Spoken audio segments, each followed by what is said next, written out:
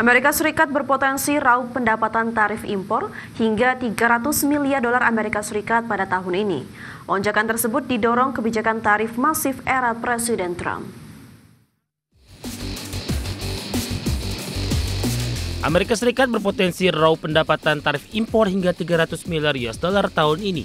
Menteri Keuangan Amerika Serikat Scott Bessent menyebut pemerintah telah mengumpulkan 100 miliar US dollar dari tarif hingga pertengahan 2025. Angka ini diprediksi melonjak menjadi 300 miliar US dollar hingga akhir tahun berkat percepatan kebijakan tarif dari Presiden Donald Trump. Kebijakan tersebut dimulai kuartal kedua 2025 dengan pemberlakuan tarif universal 10% atas hampir semua impor. Kenaikan tarif mendorong rekor pendapatan bea masuk sebesar 22,8 miliar US dollar pada Mei, melonjak hampir 4 kali lipat dibandingkan Mei 2024. Total penerimaan tarif sepanjang 8 bulan tahun fiskal 2025 mencapai 86,1 miliar US dollar untuk 5 bulan pertama kalender 2025. Jumlahnya tercatat sebesar 63,4 miliar US dollar.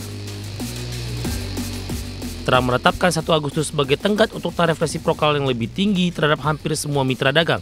Ia juga akan menerapkan tarif 50% terhadap impor tembaga, serta tambahan bea atas semikonduktor dan produk farmasi. Pemerintah Amerika menyebut uang besar akan mulai masuk setelah kebijakan ini berjalan penuh. Berbagai sumber ADX Channel. China mencatat inflasi sebesar 0,1% secara tahunan di Juni 2025. Inflasi tersebut membalikan tren deflasi yang terjadi sepanjang 4 bulan berturut-turut. Indeks harga konsumen di China secara tak terduga naik pada Juni 2025 dan mengakhiri tren deflasi yang terjadi selama 4 bulan berturut-turut. Inflasi di Juni lalu terutama didorong oleh subsidi pemerintah yang meningkatkan konsumsi.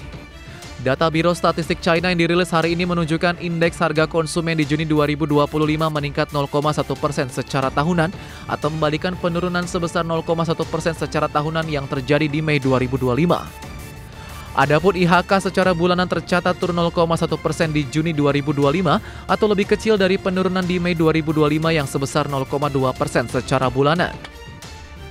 Di sisi lain, inflasi yang terus melemah dapat menambah tekanan pada pembuat kebijakan untuk meningkatkan stimulus guna keluar dari potensi penurunan kinerja industri. Adapun indeks kepercayaan konsumen terbaru dari Bloomberg Economics menunjukkan dukungan kebijakan yang lebih kuat sejak akhir 2024 telah gagal meningkatkan kepercayaan secara signifikan, terutama karena peningkatan prospek lapangan kerja dan pertumbuhan pendapatan yang masih terbatas. Pemerintah China pun berjanji akan mengucurkan lebih banyak dana untuk mendorong perekonomian. Meski para ekonom memperingatkan bahwa China membutuhkan langkah-langkah yang lebih berkelanjutan untuk memulihkan sentimen. Berbagai sumber IDX Channel.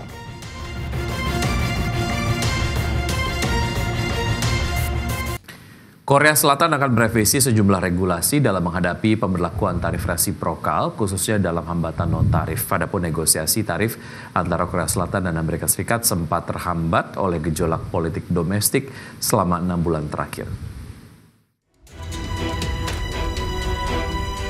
Pemerintah Korea Selatan berencana merevisi regulasi domestik untuk menghadapi pemberlakuan kebijakan tarif resiprokal Amerika Serikat.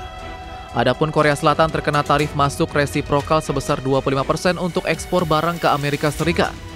Usai mendapat surat resmi pemberlakuan tarif resiprokal dari Presiden Amerika Serikat Donald Trump, pemerintah Korea Selatan akan merevisi sejumlah aturan hambatan non-tarif. Kementerian Perindustrian Korea Selatan dalam pernyataan resminya menyebut, surat dari Amerika Serikat tersebut akan dimanfaatkan sebagai pemberitahuan masa tenggang pemberlakuan kebijakan tarif masuk resiprokal sebelum diberlakukan secara resmi pada tanggal 1 Agustus 2025. Sebelumnya, negosiasi antara Korsel dan Amerika Serikat sempat terhambat oleh gejolak politik domestik selama 6 bulan terakhir. Namun pemerintah Korea Selatan juga berkomitmen mempercepat proses negosiasi dengan Amerika Serikat guna mencapai kesepakatan yang saling menguntungkan. Otoritas Perdagangan Korea menyebut sektor industri berbasis teknologi khususnya yang terkait dengan perusahaan teknologi Amerika Serikat menjadi salah satu topik utama yang dibahas dalam perundingan bilateral kedua negara. Berbagai sumber IDX Channel.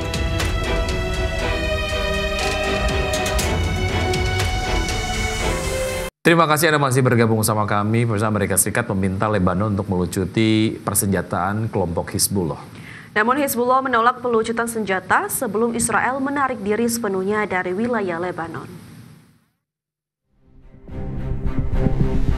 Pemerintah Amerika Serikat terus mendesak pemerintah Libanon untuk melucuti kelompok Hizbullah yang didukung Iran.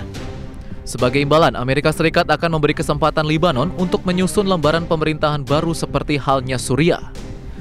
Permintaan tersebut tercermin dari hasil pertemuan Presiden Libanon, Joseph Khalil Aoun, dengan delegasi Amerika Serikat yang dipimpin utusan khusus Thomas Barak di Beirut pada hari Senin lalu. Dalam kunjungannya sebelum pada 19 Juni lalu, Barak menekankan keinginan Amerika Serikat agar Libanon melucuti senjata Hizbullah sepenuhnya dalam waktu 4 bulan. Di mana pelucutan senjata menjadi syarat bagi Israel untuk menarik pasukannya di beberapa pos di Libanon Selatan dan penghentian serangan udara. Di sisi lain, pemimpin Hizbullah Naim Qassem kembali menegaskan bahwa pihaknya menolak meletakkan senjata sebelum Israel menarik diri sepenuhnya dari wilayah selatan Libanon dan menghentikan serangan udaranya. Sejak gencatan senjata diberlakukan, Israel terus menduduki 5 titik perbatasan strategis di selatan Libanon dan melakukan serangan udara hampir setiap hari. Israel berdalih, serangan bertujuan untuk mencegah Hizbullah membangun kembali kemampuannya. Berbagai sumber IDX Channel.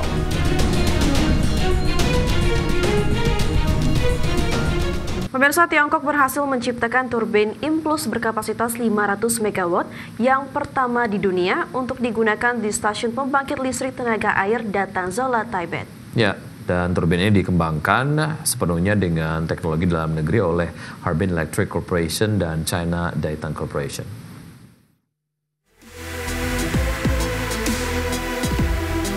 Tiongkok berhasil menciptakan turbin impuls berkapasitas 500 MW yang pertama di dunia. Turbin tipe Pelton ini memiliki diameter luar 6,23 meter dan ketebalan 1,34 meter serta berat hampir 80 ton sampai 90,8 ton setelah pemasangan. Bahan baja martensitik yang kuat dan tahan korosi serta desain 21 bucket air membuat komponen ini sangat andal untuk ketinggian jatuh tinggi. Pengerjaan menggunakan teknologi pengelasan dan forging canggih seperti simulasi 3D, metrologi, serta sambungan high strength fatigue resistant untuk daya tahan tinggi terhadap impact air bertekanan tinggi. Setiap turbin diperkirakan menghasilkan tambahan sekitar 190.000 kWh per hari atau hampir 4 miliar kWh per tahun untuk 2 unit, serta menghemat pembakaran 1,3 hingga 1,4 juta ton batu bara dan mengurangi emisi sekitar 3, juta ton CO2 per tahun. Peluncuran turbin ini memperkuat kemandirian teknologi Tiongkok di sektor energi terbarukan. Semua proses dari desain hingga manufaktur dilakukan tanpa bergantung lisensi asing, serta menandai tonggak penting dalam kemandirian industri energi bersih negara tersebut. Berbagai sumber IDX Channel.